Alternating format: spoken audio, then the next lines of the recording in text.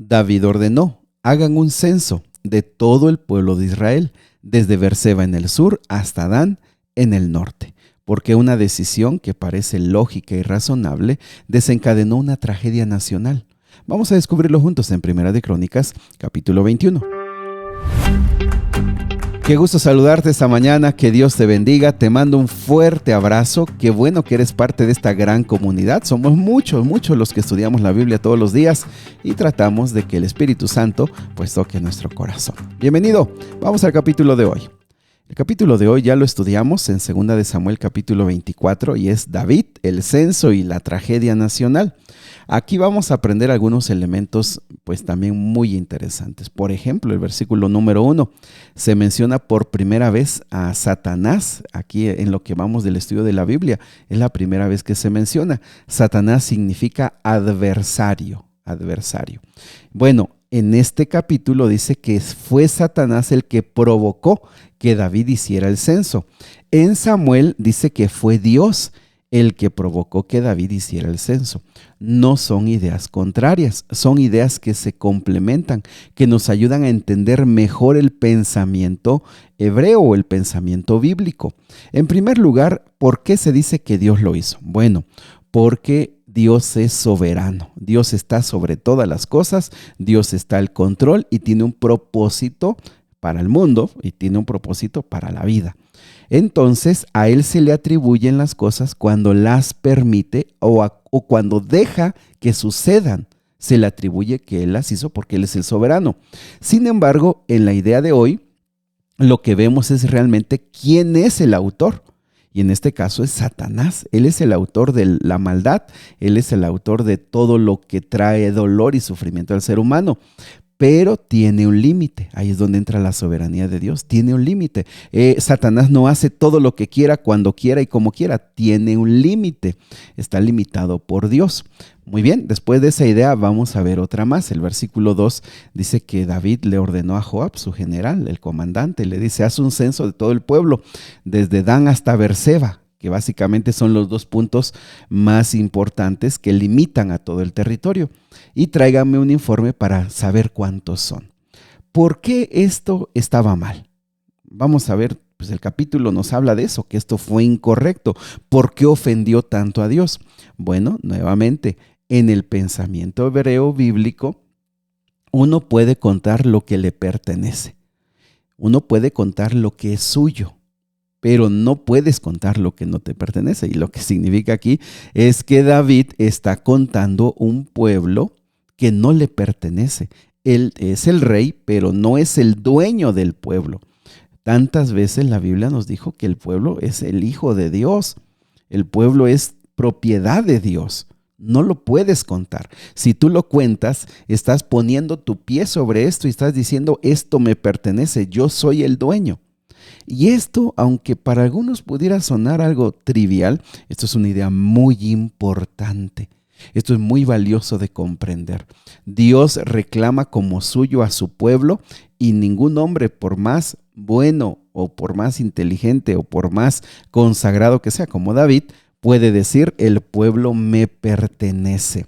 Y mis amigos, aquí lo que vemos son varias cosas. En primer lugar es que David, siendo un hombre tan entregado a Dios, pues sí, que amaba mucho a Dios, se equivocó. Y esto es algo que nos debe de quedar claro. Todos nos podemos equivocar, aun con las mejores intenciones. En segundo lugar, vemos que realmente en el fondo del corazón de David había orgullo, había soberbia, tenía el deseo de sentirse grande y poderoso. ¿Por qué? Pues con un pueblo más grande, con un pueblo sabiendo que tienes mucha fuerza, pues él se sentiría pues orgulloso, seguro de su pueblo. Y mis amigos, esa misma razón está en todos nosotros. Nos puede suceder lo mismo de David. ¿Cuántas veces actuamos en el fondo del corazón con soberbia, con orgullo, por vanidad? ¿Cuántas veces nuestras acciones parecen buenas, parecen inteligentes, pero lo que realmente hay dentro de nosotros es un orgullo y un deseo de ser alabados o de ser reconocidos o de sentirnos grandes y fuertes o poderosos? David también tenía otro problema. y aquí es muy valioso, es que él había cerrado ya sus oídos a escuchar los consejos, porque el versículo número 3 dice que Joab le dijo, mira, pues el pueblo puede ser muy grande y ojalá sea mucho más grande. Todos somos sus servidores. ¿Por qué hará que Israel caiga en pecado? Versículo 3, última parte, la Nueva Traducción Viviente. No es necesario, no es necesario, le está diciendo Joab, pues es su general, el comandante del ejército. ¿Por qué no lo escucha? El versículo 4 dice que el rey insistió en que se levantara ese censo y se hizo. En este capítulo no nos ayuda a comprender cuánto tiempo tardó ese censo, pero en Samuel sí nos da la idea que fue casi un año. O sea, durante bastante tiempo Joab anduvo caminando, claro, con todo su ejército, con toda la comitiva, levantando este censo. Lo que vemos aquí es que a todos nos puede pasar que hay momentos en que nuestra decisión ya está tomada. Nosotros ya no vamos a cambiar de opinión. Y a pesar de que hable quien hable, nosotros estamos en nuestra determinación de hacer algo. Y eso, amigos, a veces puede ser tomado como fortaleza, como valentía, pero muchas veces uno debe entender que eso puede ser uno de los más grandes errores que podemos cometer. David tuvo bastante tiempo para arrepentirse. Por supuesto que pudo haber escuchado a sus servidores, pudo haber escuchado a Joab, pero no lo hizo. Así que debemos tener temor delante de Dios. Para eso oramos, para eso venimos a estudiar la Biblia, no para confirmar nuestras decisiones, no para decirle al Señor, ya tomé esta decisión, bendíceme, quiero hacer esto, guíame. No, no. Por eso es que es bueno hablar delante de Dios. Señor, analiza, examíname, evalúame, guíame, dame inteligencia para ver si lo que estamos haciendo es lo correcto, si vamos por buen camino. David se arrepintió, pues sí lo hizo, pero ya que le habían dado el informe, ya que todos, el versículo número 5 dice que había 1.100.000 guerreros que podían tomar espada de Israel y 470.000 en Judá. Sumado, pues era, imagínate, más de 1,5 millones de personas que podían combatir. Aquí faltan niños, faltan mujeres, faltan algunos ancianitos. Algunos consideran que hasta 6 millones de personas estaban viviendo en ese tiempo con David. El versículo número 6 dice que Joab no incluyó a los de Leví y a los de Benjamín, porque estaba muy afligido por esta orden del censo. ¿Por qué no los agregó? Bueno, algunos consideran porque en este caso Leví le pertenecía a Jehová, porque eran era la tribu que servía a Jehová directamente, y los de Benjamín porque algunos consideran que pues ya habían sufrido muchas tragedias y una más pues sería terrible.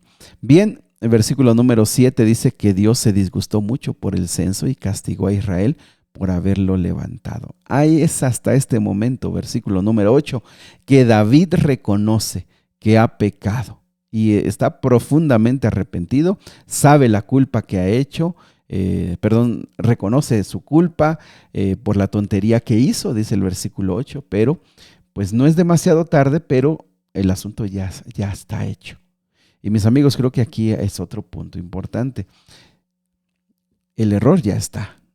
La equivocación ya está, pero ¿cómo vas a enfrentarla? Y sabes que David se arrepintió. Y amigos, creo que eso es muy importante. No sé si te ha tocado, o quizá tú mismo eres, una persona que ya ve el error, ya se equivocó y aún es necio y no lo haces entender que se equivocó. Hay gente así. De hecho, creo que esa gente tiene pocos amigos porque son necios. O sea, ya hay evidencia de que fue el error que pasó. Y hay gente que dice, no, sigue necia en que no ha cometido un error.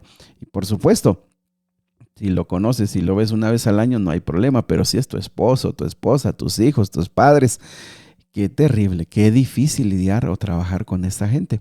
Pero David se arrepintió. David reconoció este error. ¿Cuál fue la consecuencia? Me parece algo muy importante que el arrepentimiento de David no eliminó la consecuencia, pero sí Dios lo tomó en cuenta. Ojo con esto, y eso es muy importante. Cuando uno se equivoca, la actitud es muy importante. Quizá la consecuencia va a venir, pero el arrepentirnos cambia un poco las cosas. Por lo menos la actitud nuestra cuando nos arrepentimos cambian las consecuencias hasta cierto punto. Muy bien, ¿qué sucedió? Básicamente se le dijo a David, vamos a hacer lo siguiente. Ahí vino el profeta enviado por Dios y le dijo, hay 3 castigos. 3 castigos. Versículo 12, 3 años de hambre, 3 meses de destrucción a espada de tus enemigos o 3 días de una terrible plaga. Parecen castigos, bueno, ¿cuál escogerías tú? Sin embargo, fíjate que algunos comentarios nos ayudan a entender que David escogió lo más prudente. En primer lugar, los años de hambre afectarían primeramente a la gente más pobre. La gente rica no tendría tanto problema. Sufrirían pues los que casi siempre han sufrido. Los 3 meses de destrucción a espada atacaría principalmente a los soldados, a la gente fuerte, a la fortaleza de Israel. Pero los 3 días de plaga, en primer lugar, la plaga sería para todos, incluyendo él y su familia, todos, la corte. Pero en segundo lugar, esto estaría en manos de Dios. Y él aquí dice una de las frases más importantes: es mejor caer en las manos del Señor, porque Él es grande en misericordia, y no caer en manos humanas. Versículo 13, subráyalo. Si David dice, si alguien me va a castigar y yo voy a sufrir, pues que sea manos de Dios, porque Él tiene misericordia, no caer en manos humanas. Y creo que ese es un punto bien valioso en la vida. Uno decir, Señor, estoy en tus manos para bien o para ser corregido, que sea en tus manos. Pues David escogió la peste, David escogió la devastación, la destrucción a través de la plaga. Vino la plaga, sin embargo, esa plaga empezó a matar a tanta gente, y cuando llegó cerca de Jerusalén se detuvo. ¿Dónde se detuvo? Versículo número 18 en adelante. En el campo de trillar de Arauna. Esto ya lo habíamos estudiado, o en el campo de Ornán. Y entonces este hombre, Ornán o Arauna, le trae todo lo necesario. Ahí se va a hacer un sacrificio porque el ángel está detenido, tiene compasión de la ciudad de Jerusalén. Y ahí viene David a ofrecer un sacrificio en ese lugar. Compra el terreno de este hombre en este monte. Y sabes que ese monte es bien interesante, porque en ese monte, tiempo más tarde, se construyó el templo. En esa zona, mejor dicho, más que en ese lugar propiamente, en esa zona se construyó el templo. En esa zona se hizo el sacrificio de Abraham con Isaac. Y más adelante, ojo con esto, también en esa zona morirá Cristo Jesús por nuestros pecados. Este lugar entonces es un lugar de misericordia. Esta zona de estos montes es un lugar de misericordia, es un lugar me parece que es la palabra, de misericordia, porque muere Cristo Jesús, porque se detiene el ángel para ya no destruir Jerusalén, el que venía por la peste. Y también allí Abraham pues recibió ese cordero para no ofrecer a su propio hijo. Lo que vemos, mis amigos, es que dentro de toda la maldad que cometió David, al sentirse dueño, al sentirse propietario del pueblo, Dios tuvo compasión, el pueblo y él también cosecharon las consecuencias. La pregunta aquí, y bien importante, es ¿en qué cosas nosotros nos sentimos dueños que Dios nos ha prestado? Fíjate que esta pregunta me parece muy, muy, muy importante. ¿Qué cosas hemos recibido de Dios en calidad de préstamo, pero que nos sentimos dueños? ¿Y qué pasaría si Dios reaccionara igual con nosotros que como con David y el pueblo de Israel? Mira, es que esto es bien importante de preguntarnos, porque todo lo que tenemos es prestado. La vida que hoy tienes, el trabajo, los recursos económicos, tu salud, tu cuerpo, la familia. Si te pones a pensar, todo lo tenemos prestado de parte de Dios. Entonces, para Dios es una ofensa muy grande cuando nosotros nos sentimos dueños, cuando nosotros nos sentimos propietarios y usamos las cosas como si nos pertenecieran totalmente. Nosotros podemos honrar a Dios con todo lo que nos ha dado, y nosotros podemos reconocerlo. Y sabes que algo bien interesante, el principio bíblico del diezmo es reconocer que Dios es el dueño. Cuando una persona devuelve el diezmo a Dios, está reconociendo: yo no soy el dueño, yo solamente soy un administrador. El dueño es Jehová de los ejércitos. Te dejo esta idea para pensarla. Estas ideas me parecen muy valiosas. Yo me he puesto a pensar cuántas veces nos sentimos dueños, cuántas veces nos sentimos propietarios, cuántas veces tratamos las cosas de una forma incorrecta porque creemos que nos pertenecen. Pero si analizas, todo lo tenemos prestado. Todo lo tenemos prestado. Nada es nuestro. Ojalá que este capítulo nos ayude a tratar todo con más cuidado, con más respeto, porque Dios nos lo ha prestado y tenemos que darle cuentas a Él. Querido Padre, quédate con nosotros hoy.